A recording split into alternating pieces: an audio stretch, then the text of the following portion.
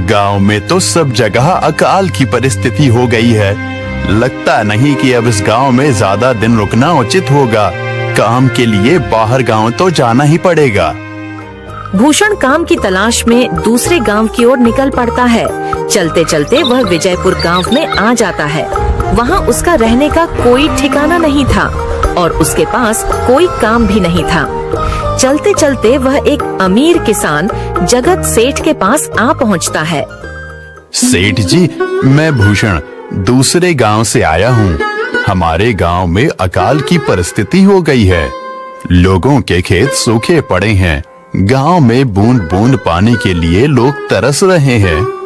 अगर मुझे आपके पास कुछ काम मिल जाएगा तो बहुत कृपा होगी बड़े भाई। अरे रे, लगता है तुम्हारी हालत बहुत खस्ता हो गई है।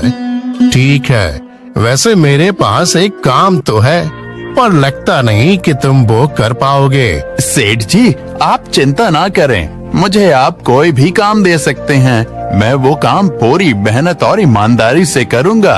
अच्छा ठीक है भूषण, तो कान खोल कर सुन लो। मेरे पास 50 गायें और 50 भैंसें हैं। तुम्हें हर रोज उन जानवरों का गोबर निकालना होगा और रोज सुबह शाम उन्हें चारा पानी देना होगा।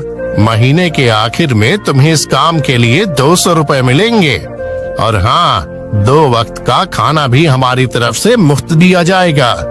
बोलो, क्या तुम ये काम कर पाओगे? अरे बाप रे, 50 गाय और भैंसों को संभालना आसान काम नहीं है।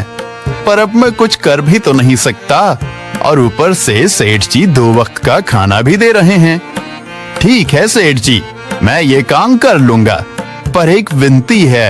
हाँ बोलो भूषण, क्या बात है? सेठ जी, अगर आपको समस्या ना हो तो क्या मैं आपके गायों के साथ गौशाला में रह सकता हूँ? सेठ जी, मैं इस गांव में नया हूँ। मेरा रहने का कोई ठिकाना नहीं है। जग्गा सेठ थोड़ी देर तक सोचता है और भूषण को ऊपर से नीचे तक देखने के बाद उससे कहता है, ठीक है भूषण, तुम गौशाला में रह सकते हो। जी धन्यवाद सेठ जी। तब से भूषण गौशाला में रहकर अपना काम करने लगता है। वह रोज जल्दी उठकर गाय और भैंसों का गोबर निकालता, उन्हें चारा डालता और समय पर पानी भी पिलाता था। हर रोज भूषण अपना काम ईमानदारी और पूरी मेहनत से करता था। जगत सेठ को भी भूषण का काम बहुत पसंद आने लगा, क्योंकि वह अपना काम सफाई से करता था। एक दिन जगत सेठ भूषण को बुलाकर उससे बोलता है, भूषण, मुझे तुम्हारा काम बहुत पसंद आया है। तुम गाय और भैंसों का अच्छा ख्याल रख रहे हो, इसलिए दूध की गुणवत्ता भी बढ़ गई है और गायें पहले से ज्यादा दूध भी दे रही हैं। इसलिए मैं आज से तुम्हारी तनख्वाह बढ़ाकर पूरे 400 रुपए कर रहा हूँ। आपका बहुत बहुत धन्यवाद सेठ जी। कुछ दिन ऐसे ही बीतने लगते हैं। भूषण जगत सेठ के पास बहुत मेहनत और ईमानदारी से काम करता है। धीरे धीरे भूषण के पास अच्छा खासा रुपया जमा हो जाता है, जिससे वह अपने लिए छोटा सा रहने लायक एक कुटिया बनवा लेता है। उस गौशाला में सोकर तो नाक से गोबर की गंध अभी भी नहीं जा रही। अब आखिरकार मुझे अपने घर में चैन से सोने को तो मिलेगा। तब से भूषण जगत सेठ के पास गौशाला में काम करने आता और 2 वक्त का खाना खाकर अपने घर सोने के लिए चला जाता था। कई साल ऐसे ही बीत जाते हैं। भूषण की मेहनत के कारण उसके पास अच्छा खासा रुपया जमा हो जाता है। एक दिन भूषण जगत सेठ से बोलता है, सेठ जी, आजकल गांव में चोरी की समस्या बहुत बढ़ गई है और मेरे पास कुछ रुपए भी जमा हैं जो मैंने अपने घर में रखे हुए हैं, पर मुझे उन पैसों की चोरी की चिंता हो रही है। आपको तो पता है कि मैं दिन भर आपके पास ही काम करता हूँ और सिर्फ रात में ही घर सोने जाता हूँ, इसलिए मुझे रोज उन पैसों की चोरी की चिंता सताती है। हाँ भूषण, तुम बात तो बिल्कुल सही कह रहे हो। आए दिन गांव में नए नए चोरी के किस्से सामने आ रहे हैं और दिन भर तो तुम्हारा घर खाली ही रहता है, तो चोरी होने की संभावना तो जरूर है। जगत सेठ थोड़ी देर सोचता है और फिर भूषण से कहता है, देखो भूषण, ऐसे समय में तो गांव में एक ही जगह है जहां पर तुम्हारा धन सुरक्षित रह सकता है, और वो है जमींदार का घर। क्या जमींदार का घर? हाँ भूषण, इस गांव के जमींदार बहुत ईमानदार और दयालु हैं। ऐसा मैंने कुछ लोगों से सुना है और उनके घर पर बहुत सारे पहरेदार भी हैं। तो चोरी होने की संभावना बहुत कम है। तुम अपने पैसे उनके पास रख सकते हो। अच्छा, ऐसा है क्या सेठ जी? ठीक है, फिर आज ही मैं जमींदार जी से मिलकर बात करता हूँ और उन्हें अपनी समस्या बताता हूँ। उस दिन भूषण जमींदार जी के घर उनसे बात करने जाता है। हे टुंडको, कहाँ अंदर आए जा रहे हो? वहीं रुक जाओ। जी, मुझे जमींदार जी से मिलना है। मुझे उनसे कुछ काम है। क्या काम है तुमको उनसे? मुझे जरा बताओ। जी, मुझे कुछ पैसे रखवाने थे उनके पास। यही काम के लिए आया था मैं। अच्छा ठीक है, तुम अंदर जा सकते हो। नमस्ते जमींदार जी, मैं भूषण जगत सेठ के यहाँ काम करता हूँ। कुछ साल पहले ही मैं दूसरे गांव से यहाँ आया हूँ। अच्छा भूषण, बोलो तुम्हारा क्या काम है मेरे पास? जमींदार जी, मैं सालों से जगत सेठ के पास काम कर रहा हूँ और मैंने कुछ रुपए भी जमा कर लिए हैं। पर बात यह है कि गांव में चोरी की समस्या बहुत बढ़ गई है, तो मुझे अपने रुपए घर में रखने से डर लग रहा है। अच्छा, कितने रुपए जमा किए हैं तुमने? जमींदार जी, यही कोई 5 से 6 हजार रुपए होंगे मेरे पास। वाह, ये तो बड़ी रकम है। मैंने आपकी ईमानदारी के बारे में लोगों से बहुत सुना है, इसलिए मैं अपनी रकम आपके पास कुछ वक्त के लिए रखने आया हूँ। हाँ भूषण, तुमने बिल्कुल सही सुना है। तुम्हारी रकम मेरे पास पूरी तरह से सुरक्षित रहेगी। तुम अब चिंता ही छोड़ दो, मैं सब देख लूंगा। भूषण अपने पैसों की थैली जमींदार को दे देता है। ये पूरे 5,800 रुपए हैं, आप गिनकर देख लीजिए। गिनने की क्या जरूरत है? तुम तो जगत सेठ के आदमी हो, मुझे तुम पर पूरा विश्वास है। जमींदार जी, आपका बहुत बहुत धन्यवाद। अब मुझे चोरों का कोई डर नहीं है, क्योंकि मेरे पैसे सुरक्षित हाथों में हैं। अरे भूषण, कोई बात नहीं, धन्यवाद तो मुझे बोलना चाहिए, जो तुम मेरे पास आए अपने रुपए रखने के लिए। भूषण अपने पैसे जमींदार को देकर अपने घर चला जाता है। हाँ भूषण, तुम्हारे पैसे मेरे हाथों में ही अच्छे लगते हैं। ऐसे ही भूषण ईमानदारी और मेहनत से जगत सेठ के यहाँ काम कर रहा था। देखते ही देखते 2 साल ऐसे ही बीत जाते हैं। एक दिन भूषण सोचता है, अब बहुत साल हो गए जगत सेठ के यहाँ काम करते हुए। वैसे सेठ जी तो बहुत अच्छे इंसान हैं, पर सोच रहा हूँ कि खुद की जमीन लेकर उस पर मेहनत करूँ, तभी मैं बड़ा आदमी बन सकता हूँ। अब जो मेरे पास थोड़े कुछ पैसे हैं और जो जमींदार के पास कुछ पैसे संभालने के लिए दिए हैं, वो जमा करके थोड़ी जमीन खरीद लूंगा। आज ही जमींदार से मिलने जाता हूँ और अपने रुपए मांगता हूँ। ये सोचकर भूषण जमींदार जी के घर चला जाता है। जमींदार जी, मैं अपने रुपए वापस लेने आया हूँ। आपके पास मैंने 5,800 रुपए दिए थे संभालने के लिए। अरे भाई साहब, मैंने पहचाना नहीं आपको। वैसे कौन हो आप? अरे जमींदार जी, मैं भूषण हूँ। पिछले साल मैंने आपको पैसे संभालने के लिए दिए थे, याद आया कुछ? अरे भाई साहब, मेरे पास कितने सारे लोग आते जाते हैं पैसे रखने के लिए, और सभी के साथ मेरा अच्छा व्यवहार होता है।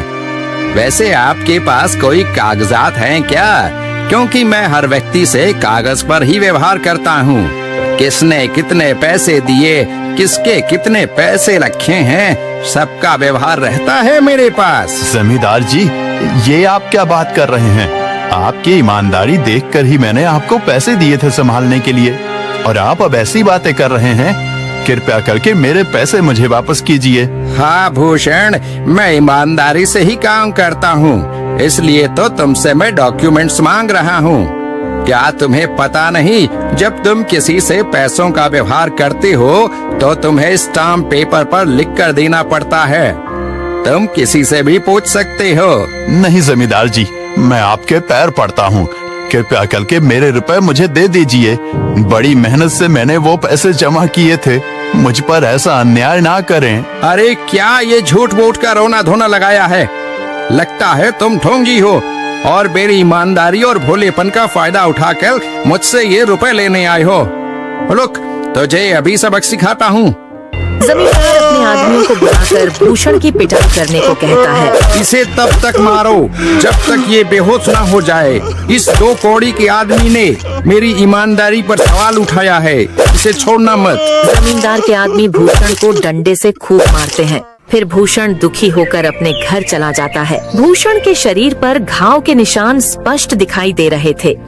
2 दिन से भूषण घाव के दर्द के कारण जगत सेठ के घर काम के लिए नहीं जा पाता है।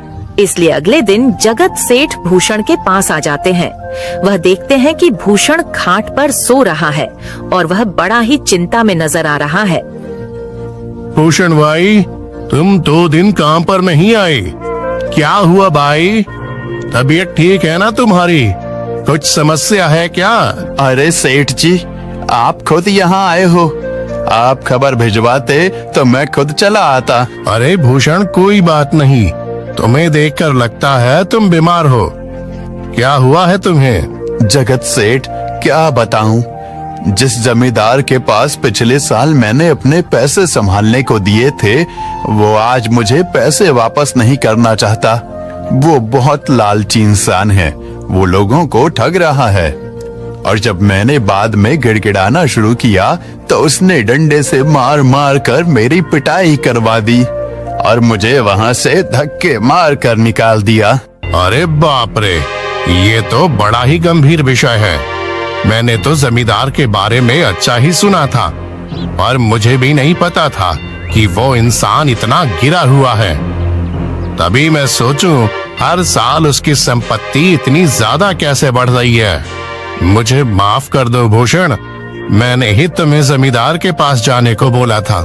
गलती तो मेरी भी है। नहीं जगत सेठ, आप तो मेरा अच्छा ही सोच रहे थे। ये तो उस जमींदार का लालच है। अब लगता नहीं मेरे पैसे उस जमींदार से वापस मिलेंगे भी। भूषण, मेरे पास एक तरकीब है जिससे मैं तुम्हारे पैसे तुम्हें वापस दिला सकता हूँ। जगत सेठ भूषण के कान में सारी तरकीब बताता है।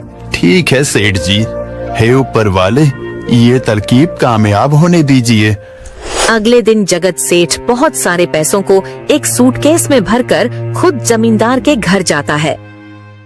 अरे जगत सेठ, आज आप खुद यहाँ? बोलो भाई, इस गरीब के घर कैसे आना हुआ?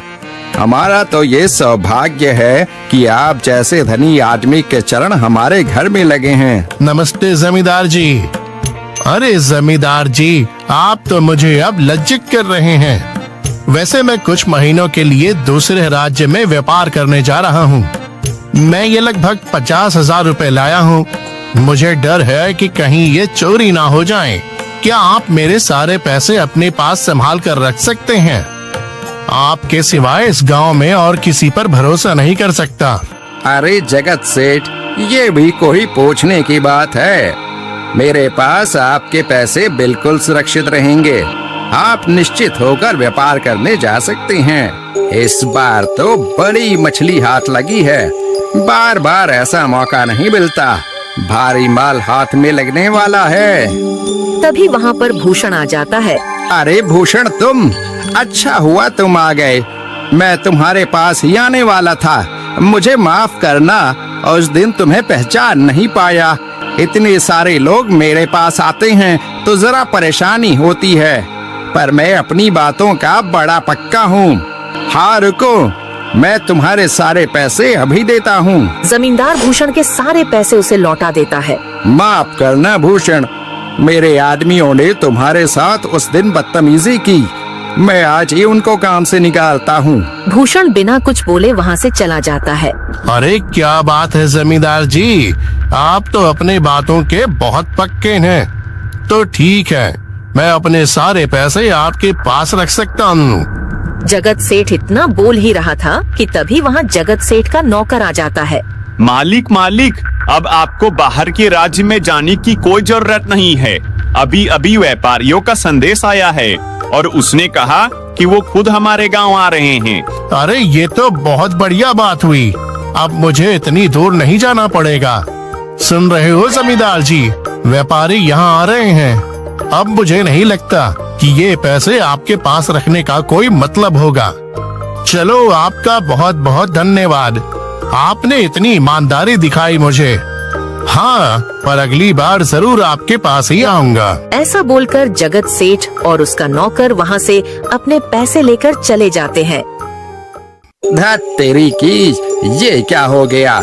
ये 50,000 तो चले गए और जो भूषण के 5,800 रुपए हड़प लिए थे वो भी चले गए। आपका बहुत बहुत धन्यवाद सेठ जी। अगर आज आप ना होते तो मेरी सारी जमा पूंजी वो जमींदार हड़प लेता। भूषण, कोई बात नहीं। जो व्यक्ति मेहनत और ईमानदारी से कमाता है, ऊपर वाले उसका कभी बुरा नहीं होने देते, और जो हराम की कमाई का खाता है उसका कभी अच्छा नहीं होने देते।